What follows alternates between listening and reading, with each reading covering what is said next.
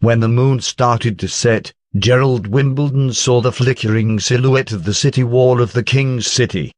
After a few months, he was finally back. Thinking of that, he felt the fatigue of the long journey diminished greatly. But he still remained vigilant, and tightly pulled his horse, beckoning his assistant to go ahead and inquire about the situation. If the plan did not change, Astrologer Ernstja should have already replaced the city guards with Gerald's men.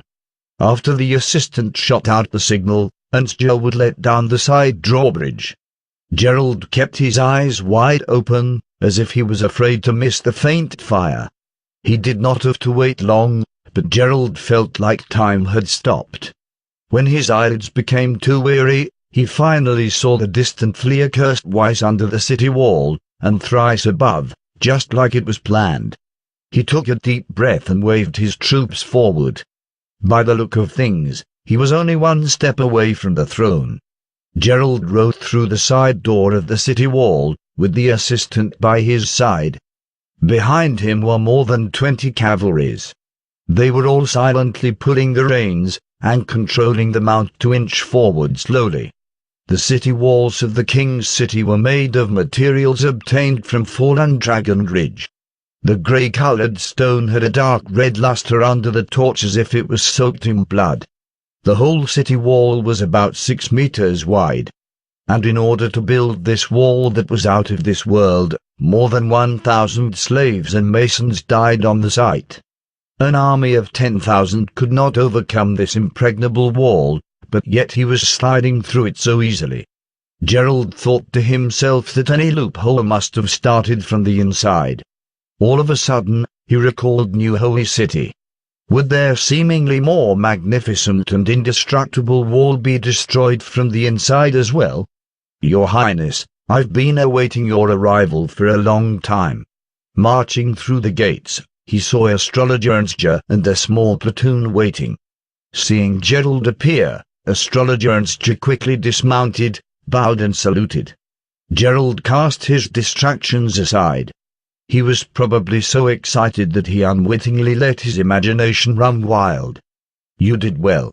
Have you also swapped the palace guards? Your Highness, the plan had a small mishap.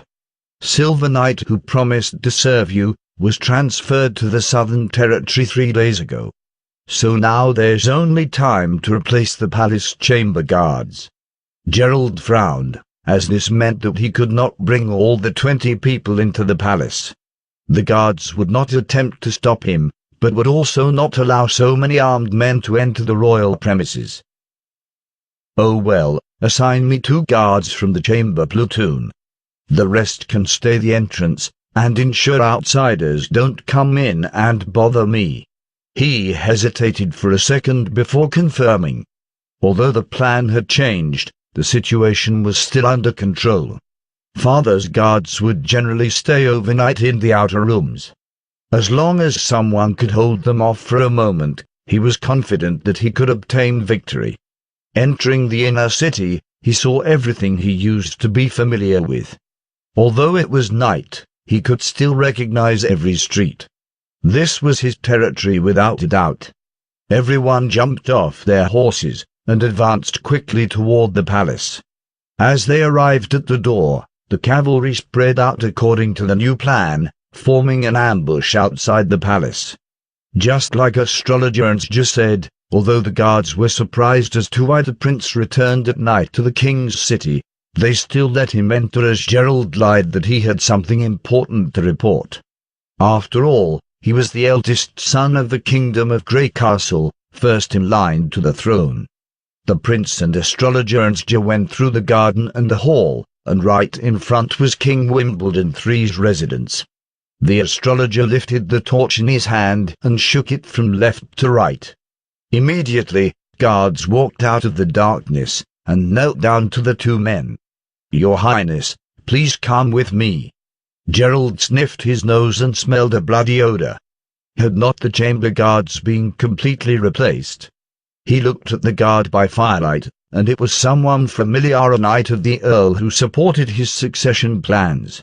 This made him feel a little more at ease. Did someone get into the castle? "Your Highness, His Majesty summoned a maid in the evening. And when she came out, she saw our exchange," replied the other.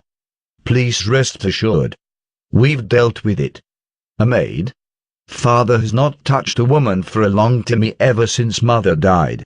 Gerald felt a little surprised, but now it was not the right time to bother about such a minor thing. He nodded and did not say anything more. He followed the guards into the castle, and the others followed behind them. Gerald knew the castle like the back of his hand, and he could walk from one end to the next with his eyes closed. He had lived here for more than 20 years, and he knew exactly where the secret tunnels or hidden doors were. But his purpose now was to persuade his father to pass the throne to himself. Sneaking into the chambers was meaningless. He also had to get rid of the guards outside, so that his father could completely understand his situation. Then they could sit down and talk seriously about the attribution of the inheritance. If he could not convince his father, Gerald Wimbledon took a deep breath, reached out and beckoned everyone to stop. He then pulled out the hand sword at his back. The bronze door at the end of the corridor was the only entrance to the palace chambers. Behind the door was the outer chamber, but also the last line of defense. 2 to 3 guards were usually stationed there, so that they could rush into the chambers to protect His Majesty at the first sign of danger. Gerald first pushed the door to open a small slot. Then he used his shoulder to bang the door, fleeing quickly into the room, whilst holding his sword in an attacking stance, but the outside chamber was silent, without a single soul. At the same time, a strong bloody stench covered his nose. His heart flashed an unknown premonition, and he ran straight toward the bedroom. Shortly after, Gerald witnessed a scene that he could hardly believe. King Wimbledon III was sitting on his bed in his robes, and his upper body leaning against the pillow. His robe was open, and a hilt was inserted into his chest. Blood dripped down his raised stomach and soaked the quilt. Standing beside his father was his younger brother, Timothy Wimbledon. How could this happen? Gerald stood motionless. "Just like you, my elder brother." Timothy sighed. "I didn't want to do this." He clapped his hands, and a number of armored warriors quickly poured through the door to surround the royal prince. "This is a chess game, and I originally wanted to follow the rules." "Brother, did you know?" "Garcia did not respect the rules from the start, of course. You too. If not, why would she rush to the king's city after hearing the astrological prophet of astrologer Ernst? Seriously, if you didn't show up, I wouldn't know what to do." "Astrologer." He gritted his teeth and looked back. Astrologer Ernst just stepped back and said, "I didn't lie to you. Single quote The apocalypse star is far away from Blaze Day is a metaphor that the lost has strayed from the right path, but it also has the meaning of destruction." Now Gerald finally understood. He had fallen into a well-designed trap from the very beginning. The stench of blood at the door of the castle was not left by some maid, and Silver Knight had not been transferred away.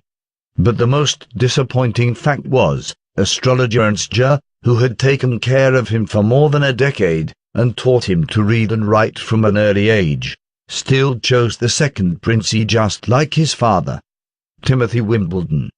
"We're both his sons, but he devoted so much effort to you and assigned the best territory to you.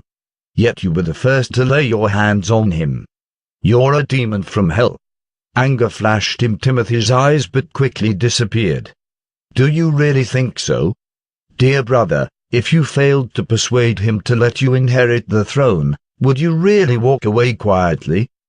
Don't deceive yourself.